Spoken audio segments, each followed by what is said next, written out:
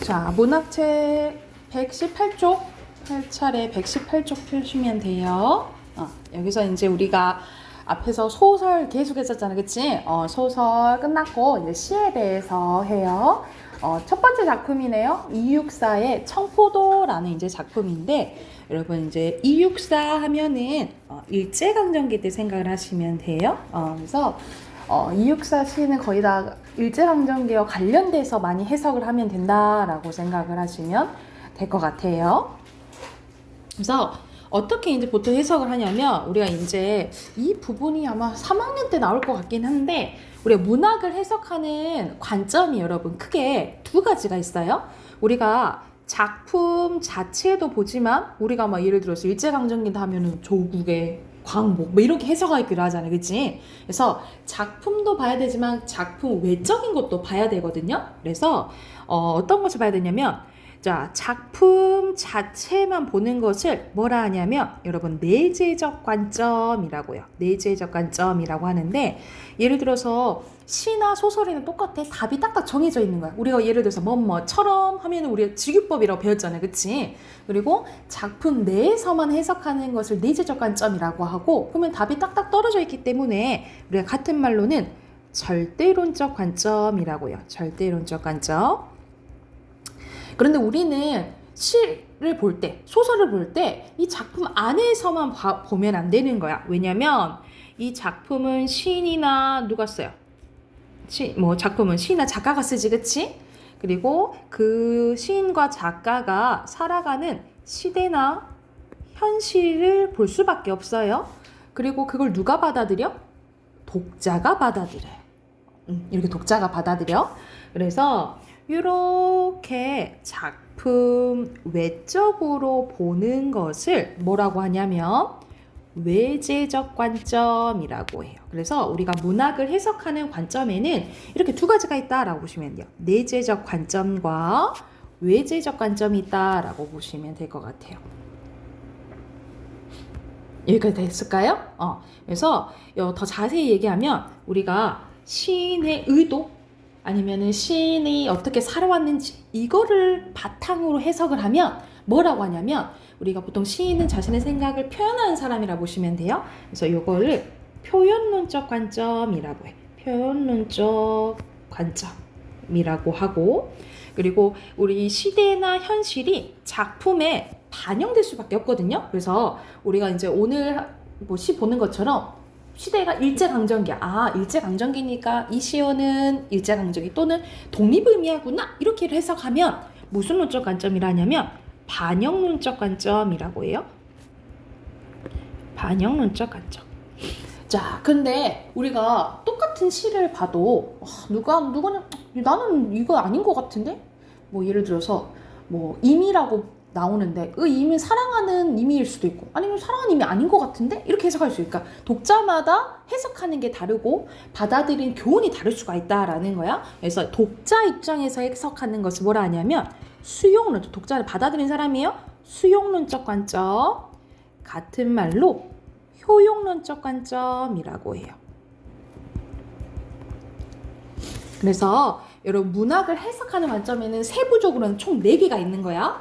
작품 자체를 보면 내재적 관점, 같은 말로 절대론적 관점이라고 하고, 작가 입장, 시인 입장에서 보면 표현론적 관점, 그리고 시대나 현실을 생각해서 해석하면 반영론적 관점, 독자 입장에서 보면 수용론적 관점, 같은 말로 효용론적 관점이라고 보시면 됩니다.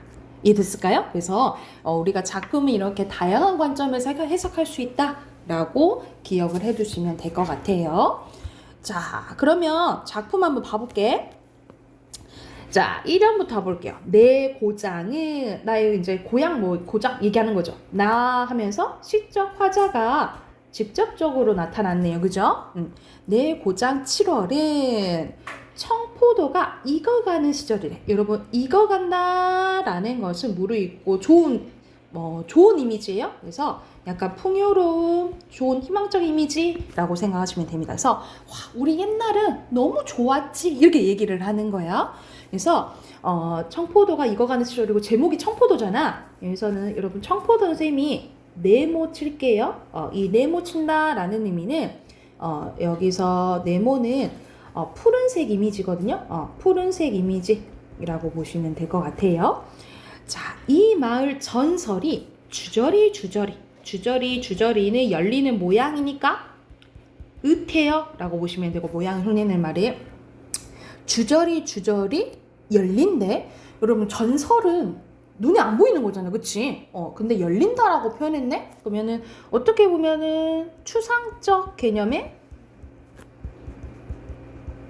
구체화라고 볼 수도 있겠네요. 우리 추상적 눈에 보이지 않는 거잖아, 그치? 눈에 보이지 않는 것을 눈에 보이게끔 표현한 거야. 그래서 추상적 개념의 구체화라고 보시면 되고, 먼데 하늘이. 여러분, 하늘도 우리 푸른색이 그 청색이잖아, 그치? 하늘도 네모 칠게요. 하늘이 꿈꾸며 아랄이 들어와 바뀌었대. 그래서 여기서 하늘은 우리가 하늘을 이렇게 올려다 보잖아, 그치? 그래서 내가 바라는 보통 희망, 뭐 우리 궁극적으로 바라는 거, 이상, 꿈, 뭐 이런 것들을 의미한다라고 보시면 돼요. 그래서 점점점 여기서는 조금 좋은 이미지야, 그치? 하늘 밑, 또 하늘 밑 푸른 바다가, 푸른 바다도 푸른색 계열이네, 그치? 가슴을 열고, 바다가 가슴 있어? 아니잖아, 그치? 사람처럼 표현한 거죠? 의인법 볼게요. 의인법, 가슴 열고 흰 돛담배는 동그라미 칠게. 그래서 여기서는 흰색 계열과 푸른색 계열이 색채 대비를 이루고 있다라고 보시면 돼요. 색채 대비라고 보시면 돼요. 근데 여기서 상반됐다 해서 하나는 부정적이고 하나는 긍정적인 게 아니야. 여기서는 이미지, 그 푸른색이나 흰색이나 다 긍정적 이미지거든요. 그런데 색깔 대비가 돼 있다라고 생각하시면 돼요. 흰 돛담배가 곱게 밀려서면 내가 바라는 손님, 나는 누굴 기다리고 있나 봐? 손님을 기다리고 있나 봐. 고달픈 몸으로. 근데 어떤 몸으로 온대? 고달픈 몸으로 청포를, 또 청이 나오네요. 청포를 입고 찾아온다고 했으니, 그러니까는 손님이 오긴 오는데 어떻게 오냐면 고달픈 몸으로 온대. 그러니까는 말 그대로 오기 힘든 상황인 거예요. 오기 힘든 상황이긴 한데 온다고 한다면 청포는 우리 뭐라고 생각하시면 돼요? 예전에 우리 벼슬 하면은 그 벼슬 관복 같은 거 있잖아요. 그런 거로 생각하면 돼. 그러니까는 온다고 하면 잘 돼서 오는 거야. 잘 돼서 온다라고 얘기를 하는 거야. 그래서 내 글을 맞아. 만약 손님이 온다고 한다면 이 포도를 따먹으면 내 글을 맞아. 이 포도를 따먹은다고 한다면 가정했네요. 두 손은 한폭 적셔도 좋대. 그러니까는 손님이 오기만 했으면 좋겠다 이 말이야. 나는 내 손 적셔줘도 상관없어. 오기만 해 라고 바라는 거예요. 그래서 여기서는 자기 희생적 태도가 드러나 있다라고 보시면 돼요. 그래서 손님이 그냥 왔으면 좋겠다라고 말하는 거야. 그래서 아이하고 이제 불특정 청자한테 얘기를 하는 거예요. 뭐라 하냐면 우리 식탁엔 은쟁반은 그래도 흰색 계열이죠? 은쟁반에 하얀은 원래 하얀이잖아, 그쵸? 근데 일부러 강조하기 위해서 하얀이라고 한 거야. 그래서 시적 허용 쓰였다라고 보시면 돼요. 이게 문법적으로 맞지 않아도 시에선 괜찮다고. 하얀 모시수건을 마련해 두렴. 이거는 뭐냐면 그만큼 우리 손님 맞이할 준비를 하자라고 얘기를 하는 거야. 그래서 여기서는 손님을 맞이하기 위한 정성스런 태도가 드러나 있다라고 보시면 돼요. 그만큼 손님이 오기를 바라는 거예요. 그래서 전체적으로 보면은 우리 예전에는 이렇게 풍요로웠어. 근데 지금 그렇지 않지만 그러기를 바래 라고 희망적인 이제 시인데, 여기서 손님 기다린다 있잖아, 그치? 이 손님은 시대적으로 봤을 때 뭘 기다릴까? 시대가 일제강점기예요. 그럼 이 화자는 당연히 뭘 기다릴까? 일제에서 벗어나는 걸 원하겠지, 그치? 그래서 여기서 손님은 조국의 광복, 독립을 의미한다 라고 보시면 됩니다. 평화로운 세계를 바라고 독립을 원한다 라고 보시면 될 것 같아요. 그래서 자, 주제 쓸게요. 주제는 만약 시 자체만 본다 그러면 뭐에 대해서 바라냐면 평화롭고 풍요로운 삶에 대한 소망이고요. 만약 시대적으로 해석한다. 그럼 뭘 바래? 조국의 광복에 대한 염원이다 라고 보시면 됩니다. 염원은 간절히 바라는 걸 얘기를 해요. 그래서 이런 식으로 해석하는 관점에 따라서 이렇게 주제가 달라질 수 있다라고 생각하시면 됩니다. 이해됐을까요? 주제 썼으면 옆에 문제 풀고 뒤에 120쪽까지 문제 풀고 답 확인해 볼게요.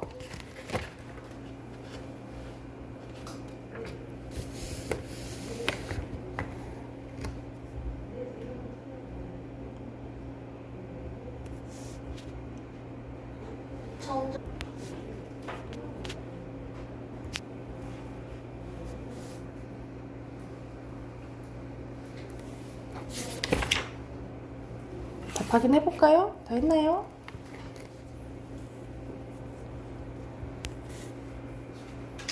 같이 한번 봐봅시다. 자, 1번에 청포도에 대한 의미를 어려운 거. 청포도는 긍정적인 거라 했잖아. 그치? 여기서 얼마 짜는 것은 5번이고요. 향수는 그럴 수 있겠지만 돌아오지 않는 건 아니지. 그치? 그리고 2번에는 색채 대비 찾으면 푸른바다랑 흰 돛담에 나와있죠? 2번이고요. 그리고 3번은 마지막에 선생님이 알려줬잖아요. 그치? 정성스럽게 기다리는 태도예요. 4번입니다. 자, 뒤로 넘겨서 핑크한 채울게. 첫 번째는 풍요로운, 그 다음 오른쪽에 소망, 희망 써도 될 것 같아요. 희망 써도 맞아. 그리고 조국의 광복 또는 독립 써도 맞고요. 그리고 여기서는 푸른 바다, 은쟁반. 그래서 여기서는 순수하고 평화로운 세계에 대한 소망과 기다림을 여기서는 색채 대비됐다라고 봤어요. 그리고 밑에는 주제는 조국 광복에 대한 염원이죠? 이해됐을까요?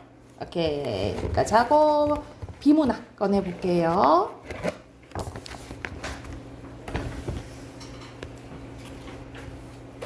비문학 오늘 기술 3 할 차례예요. 110쪽. 110쪽부터 우리 3, 4 풀게요. 그래서 117쪽까지. 117쪽까지 문제 풀고 같이 한번 봐봅시다. 지금 바로 풀어볼게요.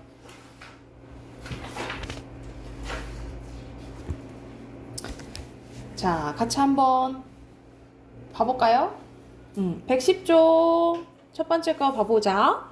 여기서는 이제 태양 에너지 이용 기술에 대해서 나오죠. 첫 번째 문단도 같이 봐보면 태양 에너지가 미래 에너지로 본격적으로 등장하게 된 시기는 전 세계적으로 제2차 석유 파동이 일어난 직후인 1970년대 말부터인데요. 그러나 사람들에게 태양 에너지에 대해 자신 알고 있는 정보를 말해보라 하면 일반적으로 가장 먼저 떠올리는 것이 지붕 위에 커다란 지별판을 올린 태양열 주택이나 태양 전지를 달고 다니는 자동차 정도겠죠.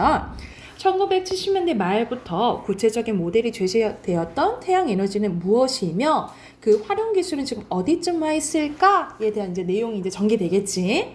자, 첫 번째, 먼저 이용 기술은 태양광 발전과 태양열 발전으로 나눌 수 있대요. 먼저 태양광 발전은 금속이 빛을 쬐일 때 전자가 튀어나오는 현상인 광전 효과에 의해서 전기를 생산하는 발전 방식으로 태양광 발전 시스템은 태양 전지 모듈과 그리고 축전지 그리고 전력 변환 장치로 구성되어 있대요. 그리고 태양열 발전은 태양 광선의 파동 성질을 이용하여 전기를 생산하는 발전 방식으로 태양열의 흡수, 저장, 열 변환 과정을 통해서 건물의 냉난방 및 급탕 등을 활용되고 있대. 그래서 이 태양열 발전 시스템은 지별부, 축열부, 이용부로 구성되어 있대요. 그래서 완전 이제 다르지, 그치, 구성 요소가. 태양 에너지 이용 기술은 친환경적인 발전 방식으로 대기 오염이나 소음의 발생이 거의 없고 에너지원을 무한하여 화석 연료와 같이 고갈될 염려가 없다라는 점에서 매력적입니다. 최근에는 태양광 발전 기술이 국내적으로 큰 주목을 받고 있는데 태양전지의 핵심으로 하는 태양광 발전은 다양한 크기로 시스템을 구성할 수 있다라는 장점 때문에 실제 적용 매우 용이하대요. 이는 주로 대규모 설비가 필요한 태양열 발전에 비해 상대적으로 소형화 설비가 용이하다라는 점이 유용하대. 그래서 여기 산문단을 보면 여러분 오른쪽 2번 풀 수 있겠죠. 여기서는 태양광은 방금 얘기했잖아. 다양한 크기도 되고 소형화 설비에 용이하다 했잖아요. 그쵸? 그래서 이번에 2번인 거 알 수 있겠지. 그지? 다시 본문 보면요. 태양광 발전 기술은요. 태양빛을 받을 수 있고 전력을 필요로 하는 모든 곳에서 활용이 가능합니다. 태양광 발전의 핵심 구성 요소의 태양 전지는요. 초기의 우주시설이나 무인 등대 에너지 지원 그리고 또 응급용품 등에만 사용되었는데 하지만 현재는 가로등은 물론이고 주택이나 건물의 지붕과 벽체의 기존의 건물 자재를 대신하여 활용하는 등 우리 주변을 쉽게 볼 수 있대. 또한 최근에는 태양전지를 사용하는 자동차, 비행기 등도 주목을 받고 있대요. 태양전지 에너지 이용 기술은 이거 문단 쓰다 말았네. 기술은 다음 세대의 새로운 성장 동력으로서 가능한 매우 크다고 할 수 있다. 해외에서는 이미 오래전부터 태양 에너지에 관한 연구 개발을 국가 차원에서 계획하고 추진해 왔으며 선진국들은 관련 기술 상당 부분 선정하고 있는 상태래요. 계속해서 이제 기술 발달하려고 노력하고 있다 이 말이지. 현재 국내에서도 정부와 민간 기업들이 협력해서 태양 전지 사업을 추진하는 등 태양 에너지를 이용하는 산업에 적극적인 관심을 보여주고 있대. 그래서 이 전체적인 내용을 봤을 때 1번 각각 여기서는 태양광, 태양열에 관련 내용이잖아. 적절하지 않은 것은 여기서는 4번. 여기 두 개 바뀌었죠. 바뀌었다라고 보시면 되고 뒤로 가서 여기서는 핵심 내용 문단끼리 연결하는 거네. 이렇게 마지막 거 이렇게 표시하시면 되고요. 그리고 밑에 핑크 넣어볼게요. 왼쪽에 광전 효과, 태양 전지, 오른쪽에 파동, 밑에 친 환경적, 마지막에 고갈입니다. 고갈이에요. 그리고 오른쪽에는 어휘 나오는데 여기는 표기와 관련되네. 여기서는 햇볕을 쪼지가 아니라 쬐지겠죠? X, O, O고요. 그리고 밑에 O, 목표를 향해서 밀고 나가는 거는 우리 보통 막 추진력 있다 라고 얘기하잖아. 추진이에요. X, 그 다음에 O입니다. 두 번째 거 봐볼게요. 여기서는 지능형 교통체계에 대해서 나오는데 자, 교통체계를 연구하는 전문가들은 가능한 한 많은 차를 안전하게 고속으로 통과시킴으로써 도로 용량을 극대화하는 노력을 꾸준히 했는데요. 그러나 도로의 여러 돌발 상황을 모두 감안한 교통체계를 만든다는 것은 쉬운 일이 아니겠지. 그래서 이 전문가들의 오랜 노력 끝에 등장한 게 바로 이 지능형 교통체계래요. 그래서 ITS라고 하네. 이 ITS 기술은 모든 교통수단에 대해 첨단 정보 기술을 접목한 기술을 통틀어 이르는 말로 점점 가속화되고 있는 정보화사에 알맞은 신속, 안전, 쾌적한 차세대 교통체계를 구현하는 데 목적을 두고 있대. 이 ITS의 기술이 활용되는 대표적인 예로는 대중교통의 운행 상황을 중앙관제센터에서 관리하여 이용자에게 전달하는 걸 들 수 있는데요. 예를 들어서 특정 버스의 운행이 늦어지거나 빨라지면 운전자에게 알려 배차 간격을 조정하는 겁니다. 그래서 우리 지금 버스 기다릴 때 보이잖아요. 그치? 몇 분 남았는지. 그리고 대중교통 이용자들에게 목적지까지 가기 위해서 어떤 버스 타면 되는지, 시간이 얼마나 걸리는지, 다음 버스가 언제 도착할지 등에서 미리 알려줌으로써 대중교통의 편리함을 알려주는 거예요.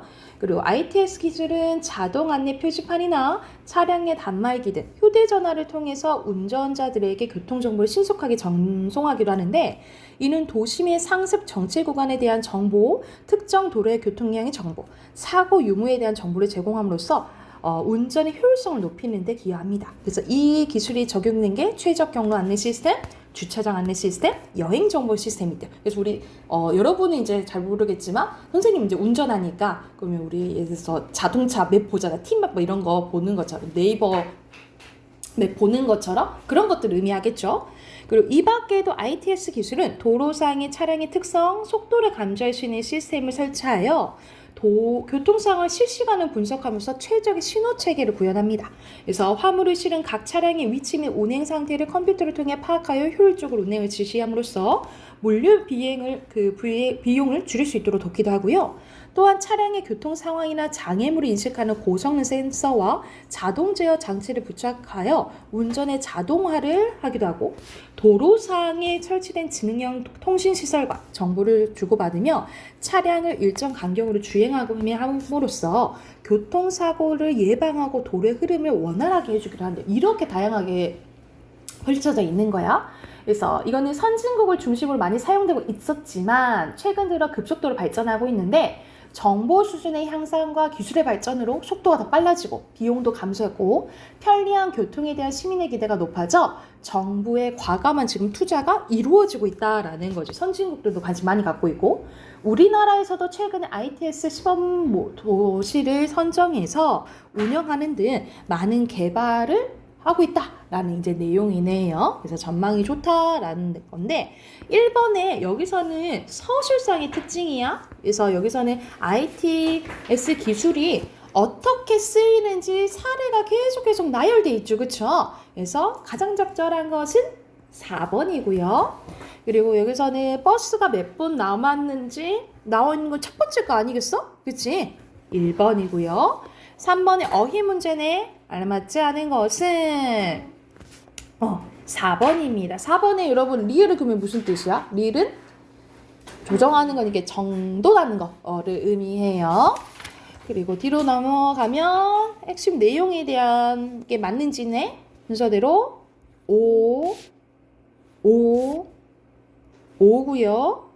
여기서는 항공 뭐 이런 거까지는 아닌 것 같아. 그치? X. 그리고 엄청 투자하고 있다 했잖아. 그치? X예요.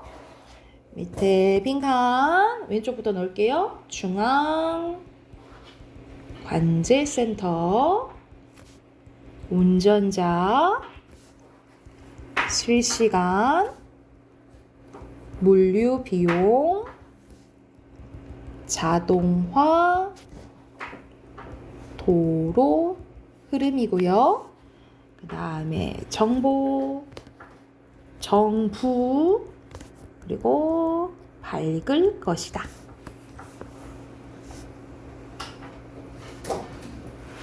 됐나요? 오른쪽 봐볼게요. 오른쪽에는 초성 힌트 나와 있네. 돌발, 가속화,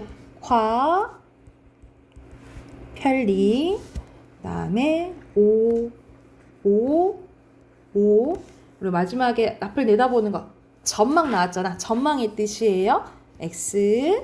그리고 이거는 거의 형상에 가까울 나타내는 거는 구현은 어떤 사실대로 어떤 내용을 사실대로 나타나는 걸 얘기를 해. X예요. 됐을까요? 구현이 뭐라고요? 구현이 어떤 내용이 사실대로 드러나는 거, 어떤 내용이 구체적인 사실로 나타내는 것을 구현이라고 해요. 약간 이거는 생각이나 느낌 따위가 나타나는 거는 구체화? 뭐 이런 게 맞을 것 같아. 됐을까요? 넘어가 될까요? 우리 마지막 문법 봐봅시다.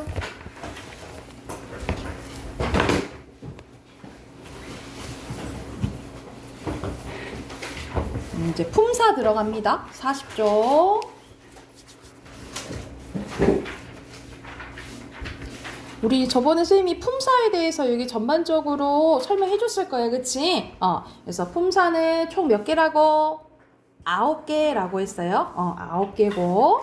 자, 여기서는 9개를 이렇게 나누는 기준이 3가지라 했어. 한번 복습하고 이제 체험할게요. 형태는 변하냐 안 변하냐. 그래서 크게 모든 단어는 불변어와 가변으로 나눌 수 있고요. 그래서 형태로 나눴을 때 이게 2가지. 기능을 하는 역할이에요. 역할에 따라서 5가지. 그래서 언으로 끝나는데 중요한 주어, 목적어, 보호 역할을 하면 체험, 다른 말을 꾸며주면 수식어, 단어와 단어의 관계를 나타내주면 말 그대로 관계형, 혼자 쓰이면 독립어, 그리고 서술어 역할하면 용언이에요. 그리고 각각 우리 의미로 나눴을 때 우리 알고 있는 9개 구품사예요. 체언에 뭐 있어? 명사, 대명사, 수사, 수식어의 관형사, 부사, 관계어의 조사, 종립어의 감탄사, 용언의 동사와 형용사가 있는데 이거에 대해서 이제 차근차근 하나씩 해볼게요. 오늘 할 부분은 체언이에요. 자, 체언은 몸체. 우리 몸 엄청 중요하잖아, 그치? 말 그대로 문장에서 중요한 역할을 하는 것을 체언이라고 합니다. 그래서 동작이나 상태의 주체가 되는 말로 주인 역할을 하는 거예요. 명사, 대명사, 수사가 여기에 해당되는데 특징입니다. 첫 번째, 문장에서 주어, 목적어, 보어로 쓰이고요. 형태가 변해, 안 변해? 안 변해. 그러면 무슨 어? 형태가 안 변해. 무슨 어? 불변어. 그리고 누구랑 짝꿍이냐면 조사와 짝꿍입니다. 그래서 보통 조사와 결합해서 나타난다 라고 보시면 돼요. 이게 전반적인 특징이고 이 체언에 해당되는 명사, 대명사, 수사라 있지? 먼저 명사가 보자. 자, 명사는 사람의 또는 사물이 뭐 나타내는 거야? 이름 나타내는 거예요. 그래서 이 밑에는 이제 종류에 대해서 나오는데 자, 모든 명사는 두 가지로 나눌 수 있어요. 보통 명사와 고유 명사입니다. 보통 명사는 어떤 속성을 지닌 대상의 이름에 두루 쓰이는 거예요. 그래서 예를 들어서 우리가 뭐 이걸 칠판이라 부른다든가 우리가 여러분이 뭐 갖고 있는 거 이거를 뭐 볼펜 다 이렇게 부르는 거죠. 그렇죠? 그리고 갖고 있는 게 책 이런 식으로 두루두루 쓰이는 것을 보통 명사라고 하고 고유 명사는 특정하거나 유일한 데 있으니까 유일한 하나 있으면 고유 명사라고 해요. 그래서 여러분 존재 다 있죠. 여러분 이름 같은 거 있죠? 다 고유 명사야. 예를 들어서 정아, 고유 명사고요. 선생님 정아라는 다른 이름도 있잖아요. 할 수 있지만 정아 너의 존재는 유일한 하나잖아, 그치? 그러면 이제 고유 명사라고 생각하시면 될 것 같아요. 그래서 옆에 예시 나와 있지? 뭐 이순신, 한라사, 대한민국 이렇게 하나씩 있는 게 고유 명사라고 보시면 되겠고요. 그리고 모든 또 명사는 두 가지로 또 나눌 수 있어요.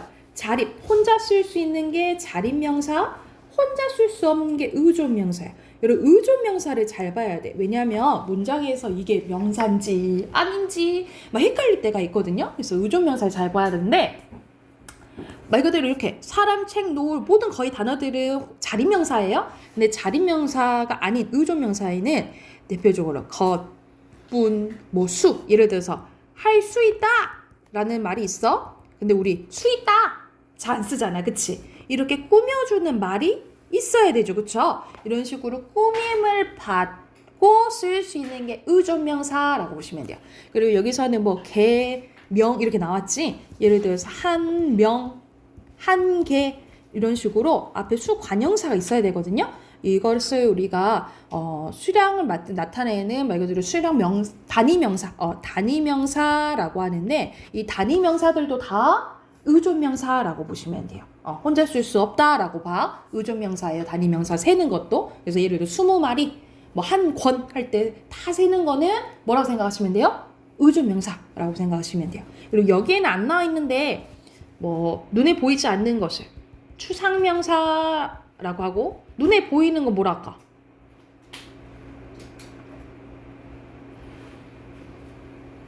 눈에 보이는 거. 구체명사라고 해요. 그래서 눈에 보이지 않는 거는 추상명사. 예를 들어서 우리가 뭐 평화 눈에 보여 안 보여? 눈에 보여 안 보이잖아, 그치? 근데 우리 보통 상징하고 비둘기라고 하죠. 뭐 예를 들어서 비둘기는 눈에 보이는 거고 평화는 눈에 보이지 않는 거고. 그래서 모든 단어가 추상명사와 구체명사도 나뉘어진다라고 생각하시면 될 것 같아요. 자, 두 번째입니다. 앞에 있는 이 명사를 대신하는 게 나와. 그 말 그대로 대신하는 대명사예요. 사람이나 사물, 장소, 이름을 대신 가리킵니다. 그래서 크게 두 가지로 나뉘어져요. 사람을 나타내는 인칭대명사, 그리고 가리키는 지시대명사 이렇게 크게 나뉘어지는데 인칭은 말 그대로 사람이에요. 그래서 1인칭, 2인칭, 3인칭 이렇게 나뉘어지고 여기서는 누구 아무가 나왔잖아. 이거는 뭐냐면 우리 그래서 너 누구야? 하고 물어보잖아. 이 누굴 때는 모를 때 물어보는 거지, 그치? 우리가 모를 때는 뭐라고 하냐면 미지칭이라고 해요. 미지칭. 그런데 예를 들어서 아무나 라는 것은 정해져 있지? 아는 거를 얘기해. 뭐 부정칭 이렇게 보시면 될 것 같아요. 그래서 인칭 대명사에는 1인칭, 2인칭, 3인칭도 있고 미지칭, 부정칭도 있다. 이렇게 생각하시면 될 것 같고요. 지시는 가리키는 거에서 이, 그, 저 생각하면 돼. 이거는 나한테 가까운 거, 그거는 상대방한테 가까운 거, 저것은 나와 상대방한테 다 먼 거 이렇게 생각하면 되겠죠. 그래서 이것, 그것, 저것, 무엇 여기, 저기 어디 이런 것도 다 지시대명사. 그러니까는 사물이나 장소를 나타내는 것도 지시대명사라고 생각하시면 될 것 같아요. 그래서 대명사는 크게 어떻게 나눠진다? 인칭과 지시로 나눠지면 된다라고 보시면 되고, 그리고 세 번째 수사예요. 여러분 수는 숫자 말하는 거지, 그치? 그래서 숫자를 나타내는 거는 수사인데, 자 크게 수량을 나타내면 양수, 수량의 양이야 양수사라고 하고요. 순서를 나타내면 서수사예요. 그래서 다시 수량을 나타내면 양수사, 첫째, 둘째 이런 순서를 나타내면 서수사예요. 그런데 여러분 숫자가 나온다 해서 다 수사는 아니죠, 그렇죠? 그래서 가장 구별이 많이 나오는 게 이 수사랑 수관형사 구별하는 게 많이 나와요. 그러니까 숫자 나온다 해서 다 수사는 아니야. 수관형사가 있는데 하는 역할을 잘 보셔야 돼요. 뭐 선생님이 예시를 맨날 쓰는 게 있는데 사과 하나가 있다 라는 문장이 있고 사과 한 개가 있다 라는 문장이 있어요. 사실 똑같은 말이지, 그치? 근데 여기서는 숫자를 나타내는 거는 하나와 한이잖아요, 그쵸? 근데 얘는 품사가 서로 달라요. 자, 어떻게 구별하냐? 첫 번째, 자, 하나 옆에 뭐가 붙었어? 가라는 조사가 붙었잖아. 아까 조사는 누구랑 짝꿍이라 했지? 채연이랑 짝꿍이라 했지, 그치? 그러면 조사가 붙었다라는 소리는 앞에 말이 채연이란 소리야? 아, 그러니까 얘가 뭐겠구나? 수사겠구나 라고 힌트를 얻으면 되겠죠, 그쵸? 자, 밑에도 마찬가지야. 가에 붙은 게 뭐야? 여기가 채연이겠죠, 그치? 근데 한은 뭐 있어? 채연 앞에 있죠. 그래서 채연 앞에서 이렇게 꾸며주는 거거든요. 그래서 이 꾸며주는 역할을 하니까 이 한은 관형사고 관형사 중에 수를 나타내는 수관형사다라고 보시면 됩니다. 그래서 어떻게 구별하냐면 수사 뒤에는 여러분 수사 뒤에는 뭐가 와요? 조사가 와요. 조사가. 그리고 수관형사 뒤에는 관형사는 뭐 꾸며주는 말이야? 체언 꾸며주는 말이잖아요. 그래서 관형사 뒤에는 체언이 보통 온다. 이렇게 구별을 하시면 됩니다. 됐을까요? 그래서 수사랑 수관형사 구별하시면 될 것 같아요. 자, 그러면 해당되는 문제 옆에 한번 41쪽 풀어볼까요? 41쪽 풀고 바로 답 확인해 봅시다.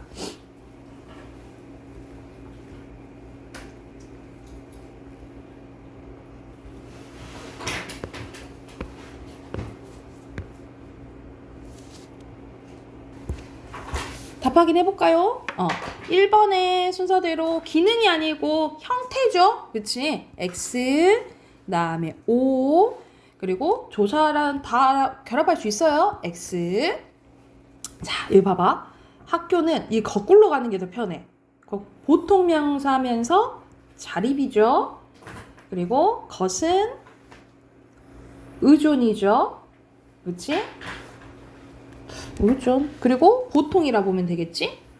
그리고 보통이면서 한 디귿은 자립이고 신사임당은 고유면서 자립이겠죠.